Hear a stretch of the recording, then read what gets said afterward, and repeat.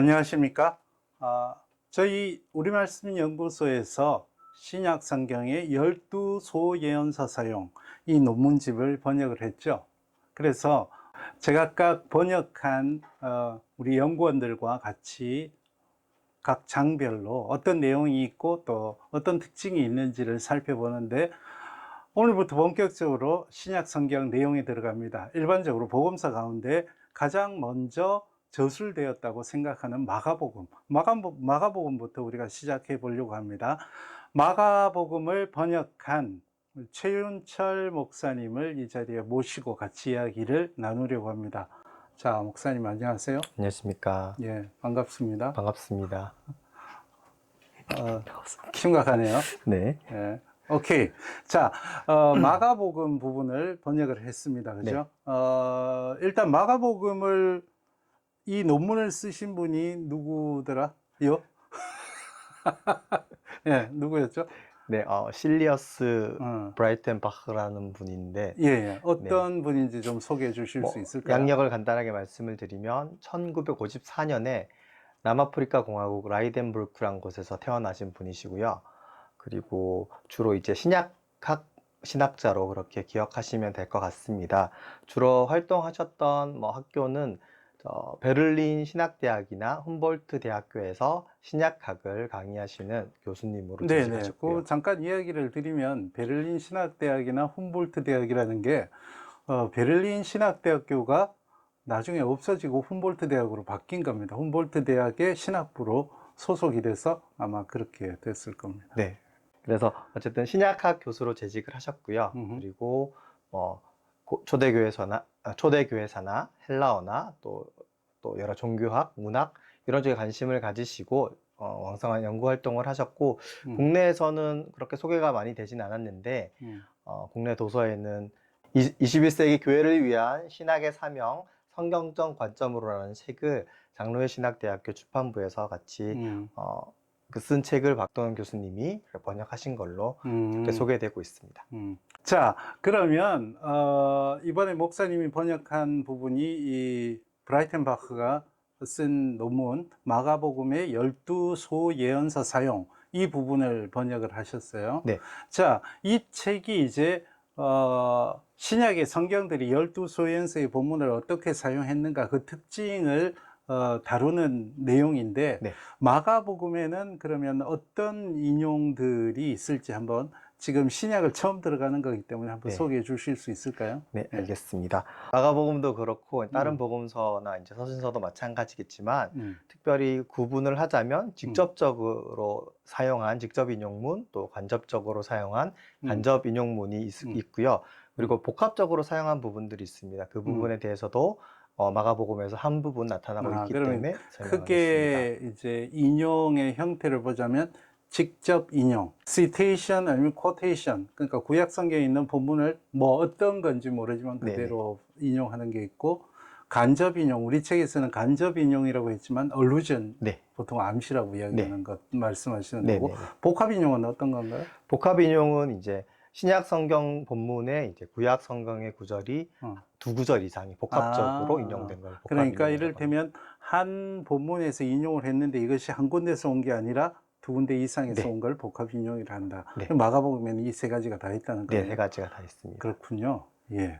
그러면 직접 인용된 구절들은 어떤 것이 있는지, 또 어떤 특징이 있는지 한번 소개해 주실 수 있을까요? 네. 마가복음에서는 직접 인용된 게 이제 소외연서에 관해서만큼은 이제 한 부분 나오고요. 또 복합 인용된 게 또 한 부분 나와서 이제 두 가지를 설명해 드릴 건데, 기본적으로 마가복음은 이사야서를 제일 많이 인용한 걸로 그렇게 드러나고 있고요. 그리고 저희가 전제적으로 알아야 될 부분 한 가지가 이제 그 우리말 성경으로 봤을 때는 그렇게 표면적으로 잘 드러나지 않지만 연구할 때는 이제 70인역, 그러니까 헬라어, 그리스어로 번역된 구약 성경과 신약 성경을 비교했을 때 그 어떻게 인용되었는지가 좀 분명하게 드러난다는 걸 알고 들으시면 좀 도움이 되실 것 같습니다. 먼저 직접 인용된 부분은 마가복음 14장 27절과 또 스가랴 13장 7절이 직접 인용되어 있는데, 직접 인용되어 있는 그 구절들을 봤을 때는 이제 코멘트처럼 기록된 바 이런 표현이나 선지자 누구누구의 글 이런 식으로 코멘트가 달려 있어서 좀 더 분명하게 드러난 경우들이 많이 있습니다. 여기 마가복음에서는 이제 목자를 치면 양들이 흩어질 것이다 라는 그 구절이 직접적으로 인용되어 있고요. 이 말씀이 이제 스가랴 13장 7절에서 인용했다고 이야기를 하고 있습니다. 그래서 뭐 인칭이나 뭐 그런 사소한 부분들, 소소한 부분들의 차이는 조금 있긴 하지만 학문적으로 연구해 봤을 때 하나님의 의도가 분명하게 나타나고 있고 이게 종말론적인 사건의 어떤 메시지들을 담고 있다고 저자가 이야기하고 있습니다. 그리고 복합 인용문 같은 경우에는 마가복음 1장 2절 하반절에 나타나고 있는데 마가복음 1장 2절과 3절이 전체적으로 인용문으로 볼 수 있거든요. 그리고 2절 전반절을 보면 선지자 이사야의 글에라는 표현이 나오고 있고요. 또 1장 3절 같은 경우에는 이사야 40장 3절이 인용되어 있습니다. 직접적으로. 그래서 마가복음에 나타나는 1장 2절의 하반절은 출애굽기 23장 20절이랑 말라기 3장 1절이 복합적으로 또 직접 사용되었다고. 아까 이야기한 것처럼 이제 두 구절이 네네. 합쳐서 인용된 경우네요. 네, 그렇게 그죠? 되어 있고 그 1장 2절의 하반절을 또 두 부분으로 나눠서 앞부분은 출애굽기 본문, 뒷부분은 말라기 본문을 인용했다고 사용했다고 그렇게 저자가 이야기하고 있고요. 뭐 이 부분은 그 주님 앞에 주의 길을 예비할 자를 보낼 것이고 또 그 사람이 주님의 길을 그 길을 예비할 것이다, 준비할 것이다. 이 내용이 이제 인용된 부분이고요. 이 사람은 이제 세례 요한을 가리키고 있다고 그렇게 이야기하고 있습니다. 그러니까 마가복음에서 직접 인용된 게 이제 한 구절을 인용하든 복합하든 그렇게 많지는 않다고 생각을 해도 되겠네요. 네, 소예언서에 관해서는 그 정도가. 소예언서는 그죠? 네, 네. 예.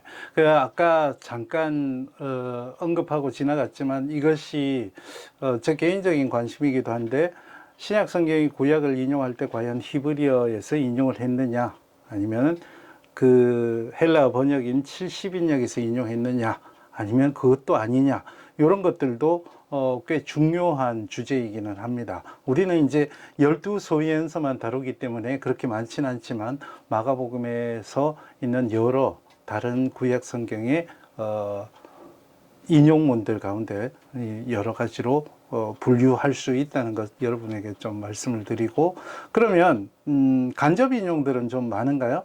간접 인용은 마가복음에 있어서 소예언서 간접 인용 6가지가 드러나고 여섯 있습니다. 구절이 있네요. 네. 예. 그래서 6가지를 보시면 있는데 그냥 여기서는 어떤 이미지나 심상 같은 것들이 많이 드러난다고 볼 수가 있습니다. 첫 번째로 있는 요나서 같은 경우에는 이제 바람이 바다를 좀 거칠게 만든다든지 또 그다음에 같이 동승했던 탑승객들이 두려워한다든지 바다가 잠잠해진다든지 이런 심상과 이미지들을 요나서에서 이제 가지고 와서 마가복음에 기록했다고 그렇게 보고 있고요. 그다음에 두 번째 말라기서에 나타나는 부분은 그러니까 엘리야가 먼저 올 것이다라고 하는 그 예언이 이제 마가복음의 9장 11절과 13절에 나타난다고 이야기를 하고 있는 것이고, 세 번째는 가장 좀 유명하고 잘 알려져 있는 구약 예언의 성취인데 예수님이 이제 나귀를 타고 예루살렘 성에 입성하실 거라는 그 내용이고, 여기에는 다윗 왕의 어떤 이미지들을 투영해서 예수님이 왕으로서 예루살렘 성에 입성하셨다는 걸 보여주고 있습니다. 그리고 네 번째는 요엘서에 있는 부분인데 이 부분은 그 마가복음 소묵시록에 해당하는 13장에 있는 내용 가운데 최후 심판의 날을 묘사할 때 사용하고 있는데 이 두 부분이 나오는데 앞부분은 스스로 자라나는 씨앗의 비유에 낫을 댄다는 그 표현이고 그 뒷부분은 이제 환난 날의 이미지, 어둡고 컴컴한 그 이미지들을 차용했다고 인용했다고 그렇게 이야기하고 있습니다. 그리고 다섯 번째 스가랴 2장 10절에 있는 부분은 이 부분도 이제 마지막 날에 대한 묘사인데 사방에서 사람들을 모으실 거라는 그 내용인데 바람의 모티프를 사용했다고 저자가 이야기하고 있고요. 마지막으로 스가랴 9장 11절에 나오는 부분은 예수님의 최후 만찬에 대한 부분인데 언약의 피라는 그 내용을 간접적으로 인용했다고 이야기합니다.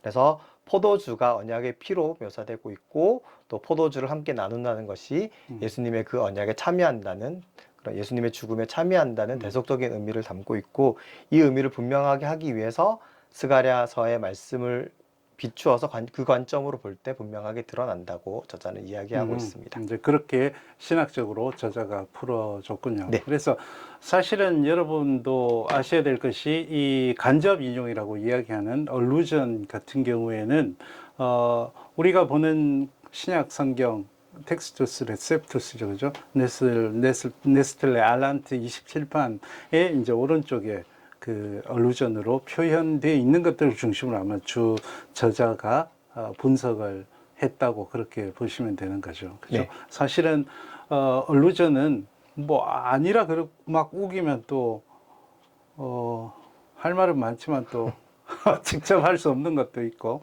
자, 마지막으로 이 마가복음을 번역하면서 이제 느꼈던 점이 있으면 간단하게 우리 그 구독자님들 또는 시청자님들께 이야기해 주시면 좋겠습니다. 번역하면서 느꼈던 건 개인적으로 이제 마가복음이나 복음서에 대해서 관심을 많이 가지고 있었고 또 뭐 여러 가지 메시지들을 많이 받지만 구약의 예언자들을 통한 예언서들 그 예언의 메시지들이 예수님으로 인해서 이렇게 실현되고 성취되는 부분들을 단순히 이사야라든지 뭐 유명하고 잘 알려진 예언자들뿐만 아니라 그리 많이 알려져 있지는 않지만 구약 성경에서 분명히 하나님의 일꾼으로 쓰임 받고 있는 이 12소 예언자들을 통해서도 하나님의 뜻들이 예수님을 통해서 성취된다는 것에 대해서 굉장히 감명받는 부분들이 있었고 네. 도전받는 부분들도 있었습니다. 예. 오늘 말씀 고맙습니다. 네. 수고하셨습니다. 네, 수고하셨습니다. 예. 자, 오늘은 우리가 마가복음의 12소 예언서 내용, 우리 이 책에 나와 있는 내용들을 중심으로 이야기를 했습니다. 구약 성경이 없었다면 신약 성경에서 신약 성경이 과연 있었을까? 이런 상상도 해보긴 합니다. 그만큼 신약 성경은 구약 성경에 바탕을 두고 있고, 우리가 우리 말씀 연구소에서 번역한 이 책은 이제 신약의 저자들이 12소연서를 어떤 식으로 사용했는지를 분석하는 책입니다. 자, 오늘은 마가복음을 함께 다루었고, 다음 시간에는 마태복음으로 여러분께 돌아오도록 하겠습니다. 시청해 주셔서 감사합니다. 다음 시간에 또 뵙겠습니다.